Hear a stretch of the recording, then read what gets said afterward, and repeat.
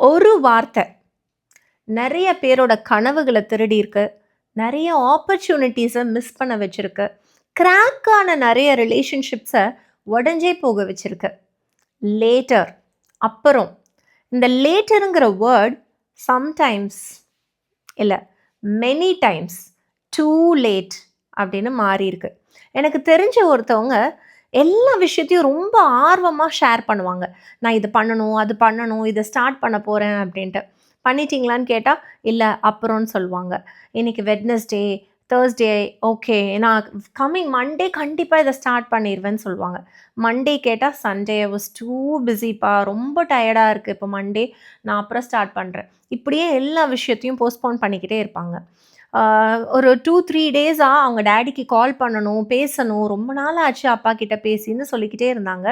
ஆனா, அவங்க கால் பண்ணவே இல்ல. எப்பவுமே மார்னிங் வந்து சொல்லுவாங்க. ஈவ்னிங் போனோனே அத விட்டுட்டாங்க. பேசவே இல்ல.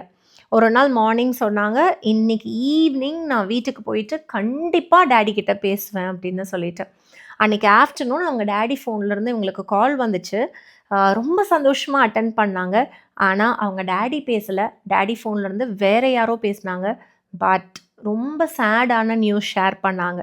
ஆமா, அவங்க லைஃப்ல அதுக்கு மேல அவங்க டாடி கிட்ட பேசவே முடியாம ஆயிடுச்சு. நெறைய விஷயங்கள் லேட்டர் அப்புறம் செஞ்சுக்கலாம் அப்படின்னு சொல்ற விஷயங்கள், இட்ஸ் டூ லேட். இனிமேல் அந்த விஷயம் நம்மனால பண்ணவே முடியாது அப்படின்னு போயிரும்.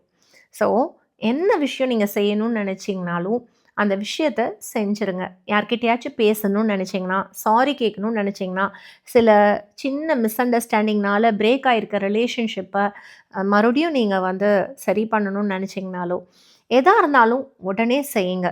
எல்லாத்தையும் சரி பண்ணிட்டு நான் ஸ்டார்ட் பண்றேன்னு சொல்றத விட, ஸ்டார்ட் பண்ணதுக்கு அப்புறம் கூட அத நம்மனால சரி பண்ணிக்க முடியுமே!